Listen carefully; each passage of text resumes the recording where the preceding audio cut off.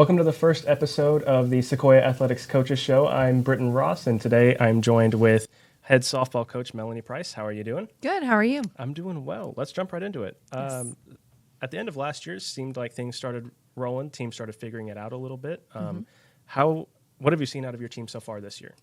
Well, in our preseason practices and scrimmages, I've seen a lot of growth on our situational hitting. I've been very impressed with that, and it's kind of gets me excited about what's to come because it is early. Also, I've seen growth in our base running. We're really paying attention and taking advantage of every opportunity that our opponents are giving us on the base pass, so that's good. And then also defensively, while we have made some errors here and there, they are very routine plays, and I think we're just forgetting the fine details, and I think that can be fixed easily. I've seen them make all of those plays, so it's just a little bit of a mental switch that they have to turn on, and I think they'll get it. But I am really excited. Like you said, they were starting to get it towards the end of the season, and then it was just over. So I'm seeing really good things, and I'm excited about what the season will bring. And I'm sure a new turf field, I'm sure, they've been playing on dirt their whole life. I'm sure there's a bit of a learning curve with thrown in there as well. Absolutely. They have to learn to come and get the ball and instead of letting it come to them. And so it has been a little bit of a learning curve, but they're getting it. I was excited to see we played at Booker T. Washington on Tuesday, and it was good to see them play on dirt, and it was just like riding a bike. Mm. They just got right back out there and got after it, and we didn't have any issues, so it was good. Yeah. And from the roster you sent me, you only have 10 players this year. Is there any pros and cons to having a smaller knit team?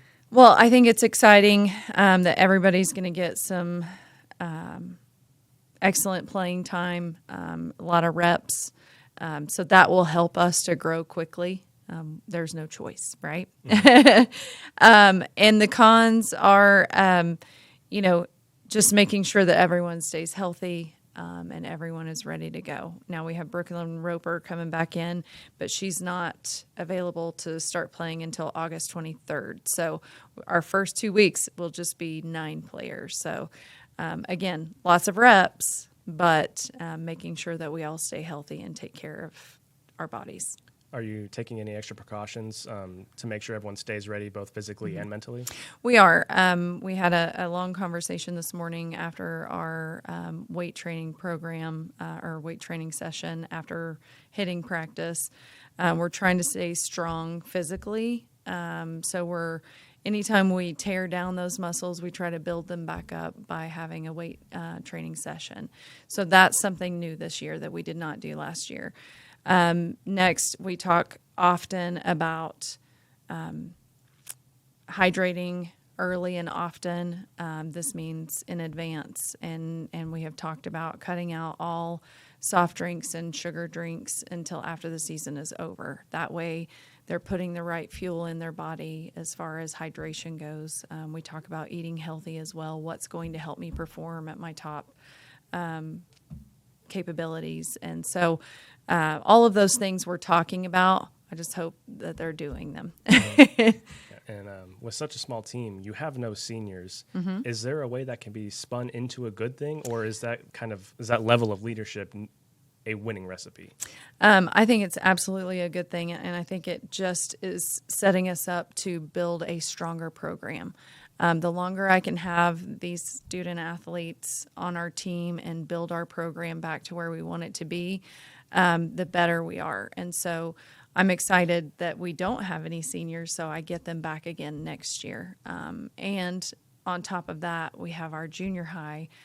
We've got 9 8th graders moving up to 9th grade next year. And so I'll have them along with everybody that we have this year, which is going to be great. Yeah. Wins and losses aside, what are you looking to see from your team? Well, I'm looking to see a lot of mental growth this year. I saw spurts of playing with poise and playing with confidence this week in our preseason scrimmages, which is exciting to see. I want to see them become more of a unit rather than individuals on a team.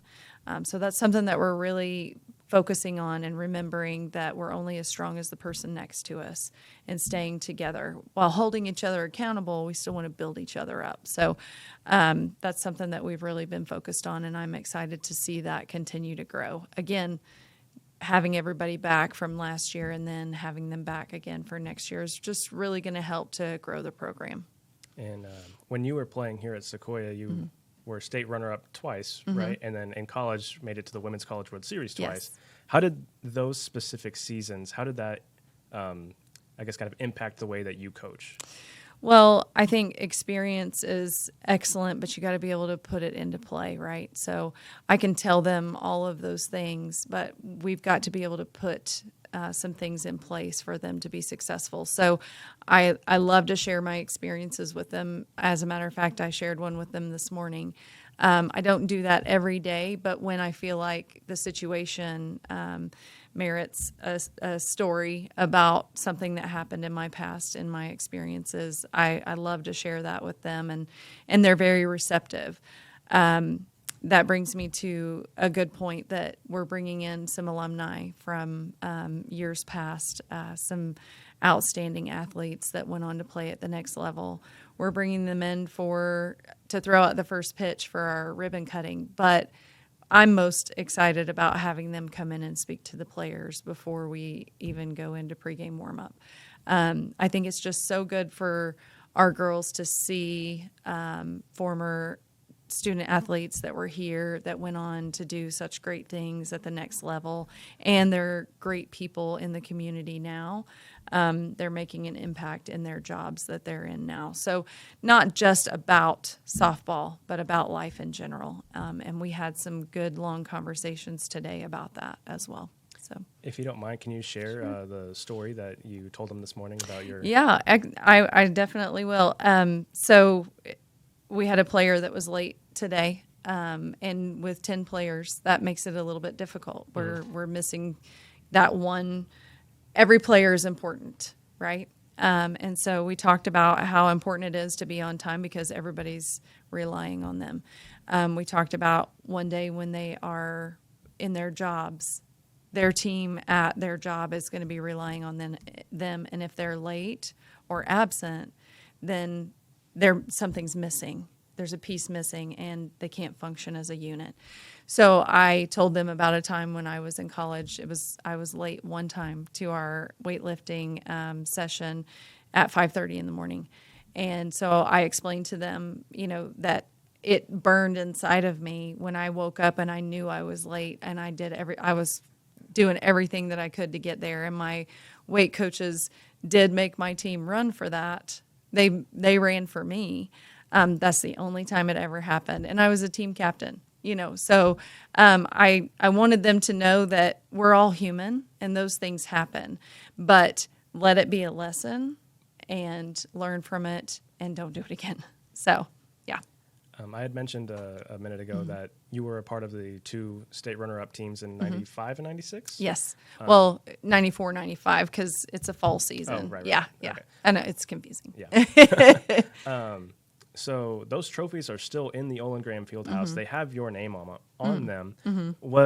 Whenever you look at those, what goes through your head? What are you thinking about? Oh man, so many memories, and I think about all the players that were on those teams and how much fun we had together, and not just in school ball, but we all played summer ball as well, and so we were such a unit. And I remember just little things here and there. My memory's not as good as it used to be, but it all comes back, whenever we were making the run to the state tournament and we were in the playoffs. We had a weekly, it was like a pep rally type thing. And I remember having one where the high school is now. We had one right here. There was nothing here. There were no buildings here. It was just land. And we had a bonfire. And I remember parents, every time we had one of those pep rallies, they had some sort of arts and craft, or like a bat with our name on it and little streamers coming out of it. I mean, it was a big deal. Our community, our entire community was involved.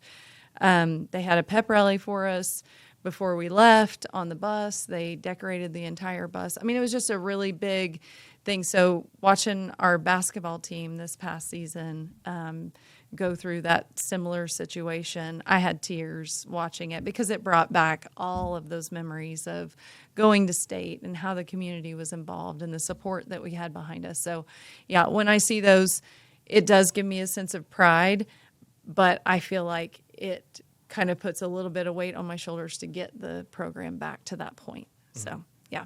How does it make you feel being able to coach here at your alma mater, being, with all the accomplishments that you had, and as tight-knit as of a community that Sequoyah is, just how does that make you feel? Well, when I graduated, I'm gonna go back. When I graduated, I couldn't wait to get out of Oklahoma. I just was so ready. And then 2 weeks into my college career, I was like, what have I done? I'm 12 hours from home, and what have I done? But this has always been home for me. So when I would come home for summer break, when I would come home for Christmas, all of those things, I always came back here. My parents lived in Tulsa then. I would always drive back to Claremore. I would always come back to Sequoyah just to see. There weren't any events or anything like that. I just came back to see. And because this always felt like home to me. So when this opportunity came up, it took a lot of thought and prayer before I committed to it, but I felt like it was time. And it is such an honor to be back where I graduated from. It is totally different now than it was then. Some of the same faces. My third grade teacher is still here, Mrs. Owens. And some of the same people that I know, but it is totally different, but it's good to be a Sequoyah Eagle again. I mean, I always have been, let's be honest, but being back here and coaching it means a lot to me. And having the opportunity to coach with Chrissy and Lee. I grew up with them. Chrissy was my best friend in high school. We played basketball and softball together. We talk about that all the time. We want we want all of our student athletes to feel that camaraderie and that connection with each other, playing multiple sports together. I think it's very important. So it is very special to be able to have this opportunity for me. And then in February of 2024, you were a part of the inaugural Sequoyah Athletics Hall of Fame class. Mm-hmm. Out of all the achievements that you've had here and then at the college level, what did that one mean to you? Oh, man, you're going to make me cry a little bit, I think. It's emotional for me because I did put a lot of time and effort. But at the time when you're doing all of that, you don't realize that you're making an impact, right? You're just doing your job. So just doing your job in high school, just doing your job, at the college level, getting your degree, getting your diploma, getting your degrees, and all of those things. You're focused in on meeting your goals and achieving those things. And then as a player, when you're finished playing, it's like, what do you do now? You know what I mean? Like, it just stops. It's been your life, your whole life. You've been involved in that your entire life. And then when you're finished playing at the college level, it's over, right? What are you going to do then? And so you don't really think about all of the accomplishments and those kinds of things. It's just kind of like, well, yeah, that was great, but those days are over. And to be recognized, first to be contacted and recognized, I was blown away. I mean, it was very special, and it meant a lot to me. I think it just helps you to reflect on everything that you've gone through, all the early morning workouts, all the injuries, all of the mental struggle, on and off the field, in the classroom, all of those things. And it gives you a sense of accomplishment. And, but I'm very humbled by even being nominated for that. Wow. What an honor for me, for sure. Awesome. Well, thank you so much for taking the time with me today. Yeah, of course. Thanks, Britton. I appreciate it.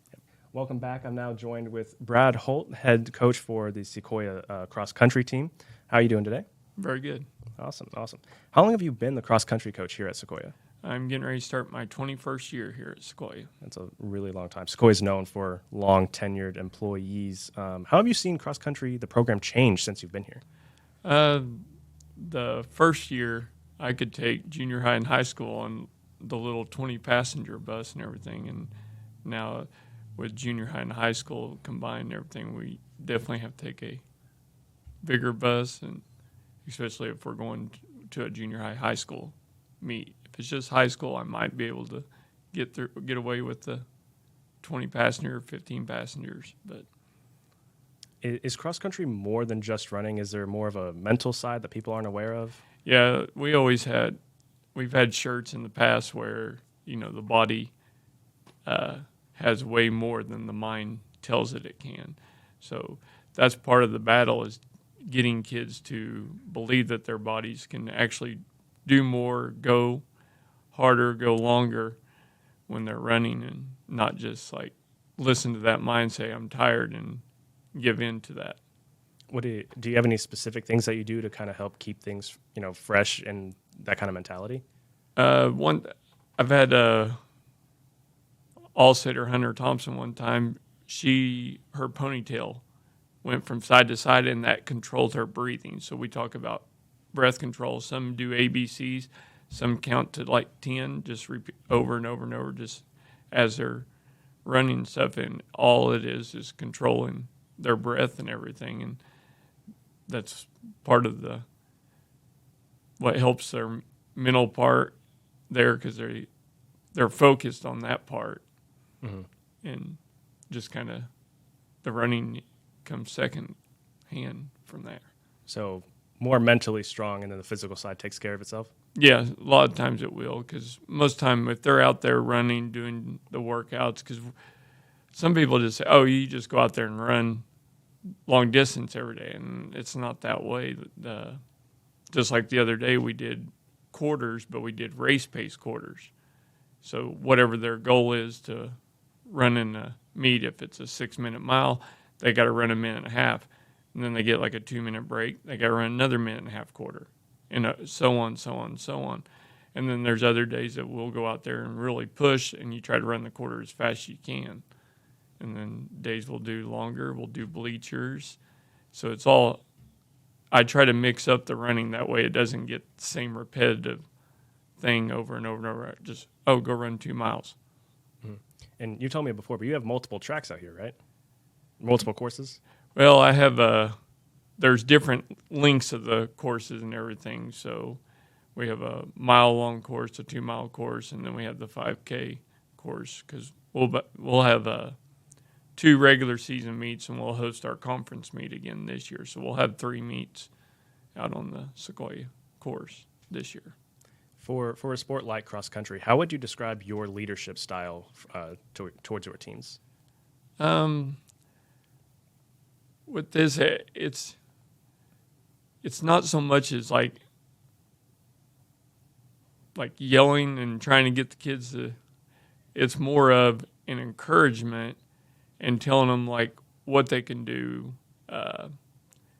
We always teach to attack hills. That's why we run bleachers. You got to pump your arms, because if the arms move, the legs will follow. And so you got to really drive your arms when you're going uphill. But I'd teach them like going downhill. A lot of them try to shorten their steps and everything, but if you pick up the knees and stuff like that, it'll make you take that longer stride, and you're using the downhill to your advantage then. So just little things. I know I've had a couple of junior high girls this summer. They run with closed fists. Well, when you close your fists, it tightens the muscles up all the way up through your neck. And so loose fingers. I've taught swimming. Just as long as you have those loose hands, just little things like that is what helps them become a better runner. Something you had mentioned to me before a couple of weeks ago was that players that you've coached 10 years ago are still reaching out to you, still checking in. Why do you think that is? I don't know. I try to. It's not just all the way about the coaching. I try to connect with the kids and everything. I just girl that graduated in 2017. I went to her wedding this summer. Girl that graduated 2019. she's going to come and be my assistant this year. So they always, like, I'll just get from the ones that have ran for me before, I'll get a text every once in a while. It'll be a picture from like state cross country. Hey, do you remember this? I'm like, yeah, that was a lot of fun. And so I think it's more, they say, a lot of the kids always say, yeah, the running's tough and everything, but the friendships they develop from having to sit there and encourage each other, pushing each other through competitions, everything like that, they just look back and go, we had a lot of good times outside of the cross country running, but the running was always there. And it's running, so it's sometimes hard to but they always pushed for each other. And that's what I think they just developed almost like a friendship, family type deal.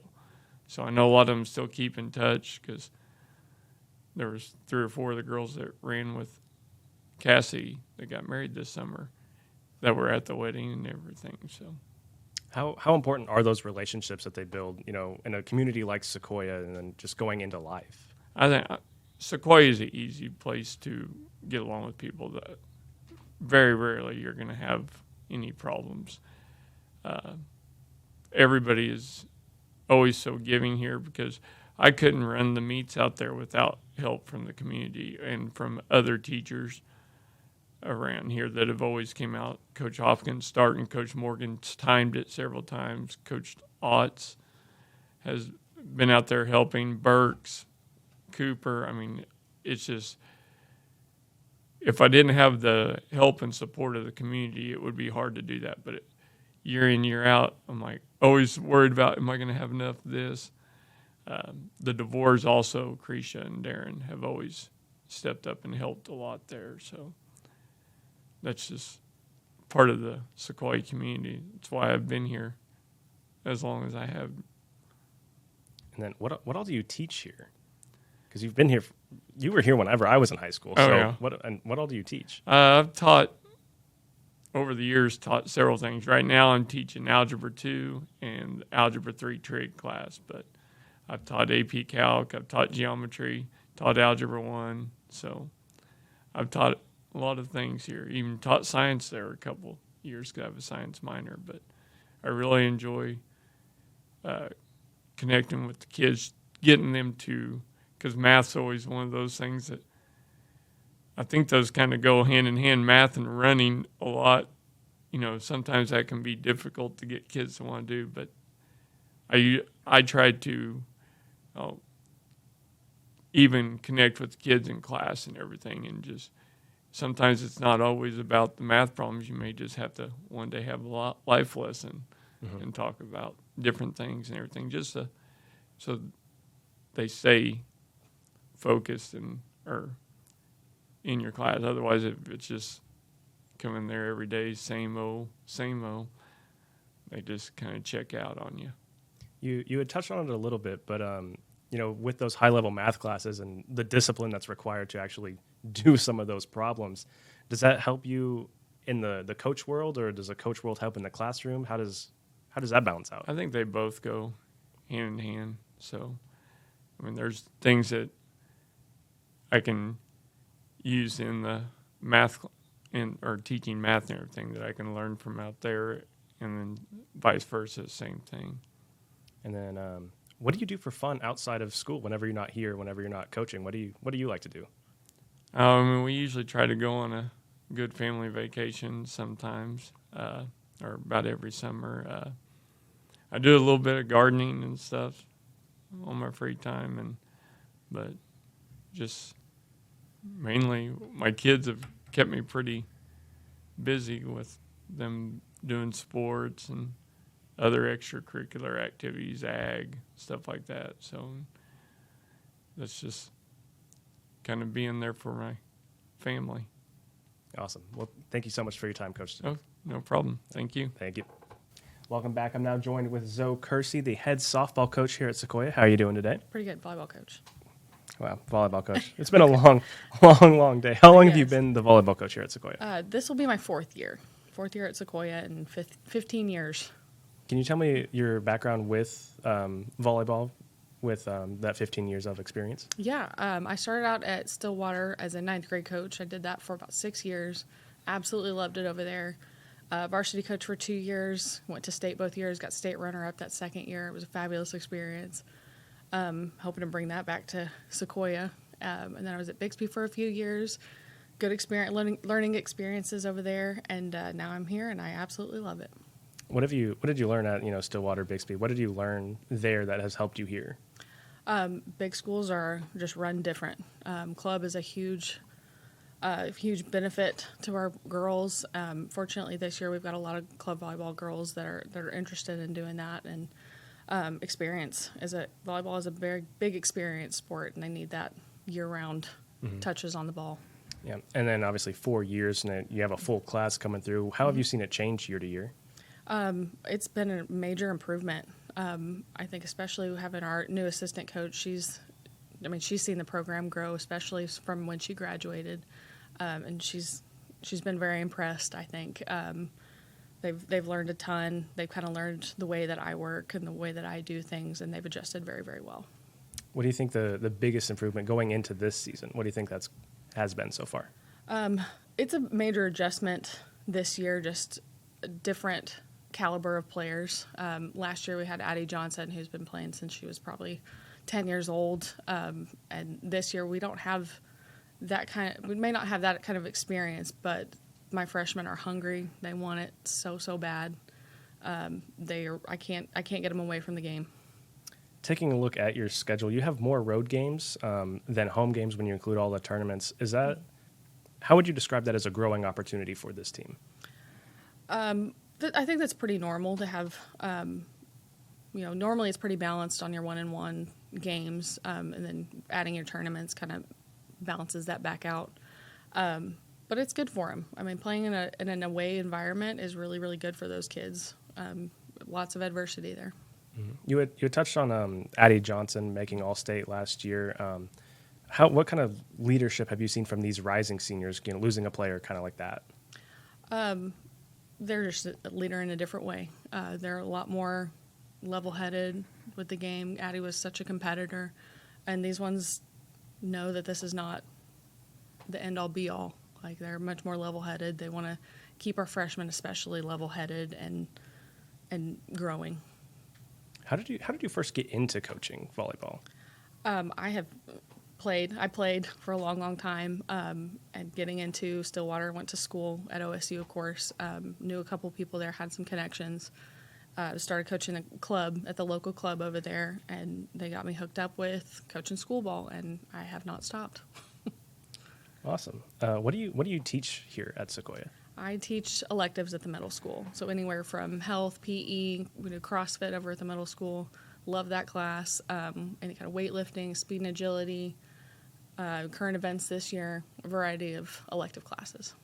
Something I've kind of been asking everybody is how does your teaching kind of skill set, how does that translate onto the court and the coaching mindset? Ooh, that's a good question.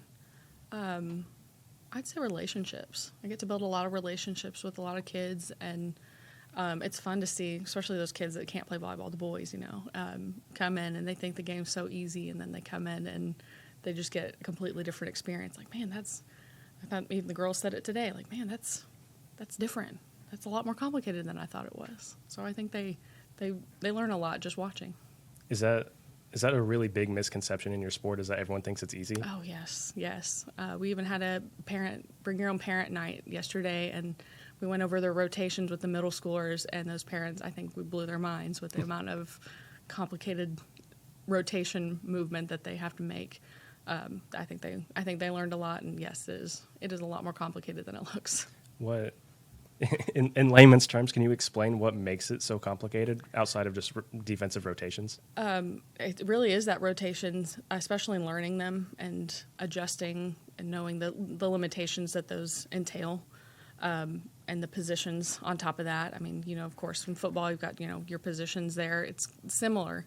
I think just learning those and what you can and can't do. We've got setters. They're supposed to take every second ball, but there are exceptions to that, and adjusting at very, very quick speeds is tricky. You had kind of touched on it, I think, a little bit, but Sequoyah is such a community of a school. So coming from those bigger schools, was there any kind of like culture shock coming here? A little bit, especially coming from Bixby. Stillwater was a great community too, very tight knit, especially when it came to our volleyball world. And I think I've refound that here, and I absolutely love it. I was even telling our coach Melanie Price about how you can be skeptical about giving phone numbers to parents, but here I feel like I can give them the phone number and I can trust them here. Awesome. And then, what do you like to do for fun outside of coaching? Oh man. That's a good question too. I do volleyball outside of volleyball. I guess you could say I take care of my dogs and all my animals that I've got in my house. I've got chickens and geese and dogs, cats, the whole thing. Can you explain volleyball outside of volleyball? What do you mean by that? So there's a women's league at the rec center that I've been playing in for a couple years, and I love to play in that, and then even in some adult tournaments. It's a great community. Just everybody loves volleyball so much, and very rarely do you get people that get to coach and play. So I love getting to do that. Volleyball being one of the sports that people can play, because you almost can't play football anywhere outside of high school. How does that keep your passion going for the sport? Yeah, I mean, it's a lifelong sport. I've seen 70, 80-year-olds playing volleyball. It's just adapting, and it's a different version of the game. Even at those women's leagues, you got us old ladies playing. We just play differently. We have to play a little smarter than those young ones. Awesome. Well, thank you so much for your time. Thank you. Thank you. Welcome back to the show. I'm now joined with Stephanie Keeler, the head cheerleading coach. I almost messed up my words again. Let's just dive right in. How long have you been coaching cheerleading, both here at Sequoyah and just throughout your career? Oh, okay. I have been coaching at Sequoyah since 2020, so about 5 years, and then I coached for 10 years at another school. Where at? Foyle. Oh, okay, awesome. Just down the road. Yes, sir. Tell me about your history with cheerleading. Did you cheer growing up? I did not. So I played lacrosse when I was in high school because I'm from up north. And when I first moved down here, I moved to Foyle as my first school district. And it was a very small district, and they needed help. And so I helped out, and I've learned a lot along the way, and I've had a lot of really good people help me. And it's exciting because I really enjoy everything that we're doing. I don't think I realized when I was in high school how much athleticism was in cheerleading. And so I really do enjoy it. Where are you from up north? Philly. Oh, awesome. Yeah. So, Eagles. Yes. Nice. So how did your lacrosse background how does that I guess kind of coincided with cheer coaching? I would say the main thing is just I try to run my cheer practices as an athletic practice. Like there's a warm-up period, and there's the skills that you need, and then you put them all together just like you would put together skills to scrimmage and those kinds of things. So I just link them all together that way. How does the actual cheer competitions work? I've tried watching some on TV, and it's like, well, I don't know how any of this is being scored, but so there's different competitions. In Oklahoma, they have performance state, and then they have game day, and game day is what we choose to participate in because I really feel like it helps us at home as well. Mm-hmm. There's 3 parts to it. They have a band dance that they do at the beginning, and then they do a cheer, and then they do a fight song dance. And each section is scored separately. For game day, they're looking for how well are you leading the crowd, how involved can you get the crowd to call back to you. So we really encourage a lot of people to come because the bigger crowd response we have, the better we score. And then they're looking for technically, does it move like you would see it at a game? You don't want to see this huge theatrical performance because nobody would do that on the sideline. So for game day, they're really promoting what it is that you would want to see on a Friday night. So on game day here at home, what are you looking for? And then how does it change from sport to sport? A little bit. On Friday nights for football season, we are really trying to get the entire group of the audience involved, the crowd involved. We try to bring down people and get them involved as well. The run out onto the field is different, but the flow is kind of the same. Like we really make sure that we're highlighting the players when they're being introduced, and then we're just leading the crowd to get them to really hype up the game, I guess is what I'm trying to say. One of the things I noticed when we first started is that there wasn't a lot of crowd involvement. That yes, they're very involved in what's going on the field, but it wasn't like the cheer was kind of leading that. And I really feel like we have a great crowd right now, and they really do accept those cheerleaders and work with them. I would be scared to death if I tried to do anything that I've seen your girls do. Is there like a mental hurdle or a mental block that they have to get over before they're able to be at their best? It depends. For some of those girls, they are all in and they just go for it. What was it that Tucker used to say? I had a football player on the cheer team a few years ago, and he's like, we're just going for it. But he had a phrase that he would use. But there are some girls that you have to really build their confidence. We start with, basic skills so that they feel confident there before I move on. And I feel like that helps a lot with the stunting. For tumbling, yes, there's a lot of mental blocks. I have at least 2 girls on the team right now that are so athletic and they're so dynamic, but they have this mental block right now that doesn't let them carry through. But what they do right now is excellent. Along the same lines, how do you prepare them mentally along with physically for game days and for competitions? I think the mental preparation just comes from how we handle ourselves at practice. If you are being that, like I'm their cheerleader and encouraging them, but also making sure they understand that everything we're doing is technically sound so that they have that safety, then you take away any of those mental blocks, I think. The tumbling, I'm not a tumbling coach, and so we send them to tumbling, and they go on their own, and they're working on that there. So I know a lot of kids, they'll cheer kind of throughout middle school, or they'll cheer, CYFA level. Mm-hmm. Have you ever had anyone come to you brand new in high school and you've kind of had to catch them up? How do you catch them up if that happens? We have a couple this year that are brand new, and it's really exciting because you see that they're seeing what we see like last year, and they want to get involved. It's real easy. You put them into groups where you have veterans that can help them learn the technique that they need. You don't really want to, in my opinion, you don't really want to keep all those younger kids kind of like a JV team, and then they work through it slowly. If you put them in there with the veterans, they catch on pretty quick. For a sport like cheer, how does veteran leadership help your team? Oh my gosh, the veterans are very important. When you look at my junior, senior class, it really is going to set the tone for the entire year. And so when I am looking for who's on the team, and if I see like maybe differentiation from where we're going, I kind of address it, and they understand. Like, what is it that we're doing that's best for our sport and moving forward? But those veterans are pretty critical. What do you teach here at Sequoyah? Physical science. I've taught a couple different things throughout the years. This is I've been teaching since 98. It's been a hot minute, 27 years. So I've taught biology. I've taught some of the teachers here. So I think I do STEM as well this year, and I've taught zoology. There's a bunch of stuff. That's science. Some of the other coaches that I had talked to, like Coach Holt, he teaches some high level math, mm-hmm. and with seems like some pretty high level science. Does the science, like teaching side of it, help you coaching? Not necessarily the levels of it, but just that dynamic in the classroom. It's really fun because when I come back on Thursday with these kids, I already know some of them, and I already know what they're involved in. So my big thing in the classroom is not just what is it that they need to know about physical science or STEM, but knowing the kids. Like, I know this is going on at home, or I know that you went out and you celebrated some other victory that was not cheerleading and it was not science related. And so it's kind of fun to know the kids a little bit more in depth. So being from a bigger place like Philly, mm-hmm. coming here to Sequoyah, I mean, was there, obviously you were at Foyle, but was there any kind of like culture shock almost coming to a smaller town? It was very different. My parents, because I've always lived up by Philly, the school that I taught at up there, I graduated with a class of 400, and the school I was teaching at was graduating about 850 kids a year, and then I moved down here to these much smaller school districts. It's a lot more family-oriented. I mean, I had a great group of teachers up north, but you didn't really know the families as well, and here you know the families, and I really love that about this area. What do you do for fun outside of being here at school? I don't know that I remember being outside of school. I have horses. We have cattle. I have grandkids, so we get to go watch them do their activities. It's just kind of bopping around and meeting a lot of different people. Awesome. Well, thank you so much for your time. Thank you. Thank you for watching the first episode of the Sequoyah Athletics Coaches Show. If you enjoyed, please drop a like and subscribe to the channel because that'll really help us out, and we'll see you next time.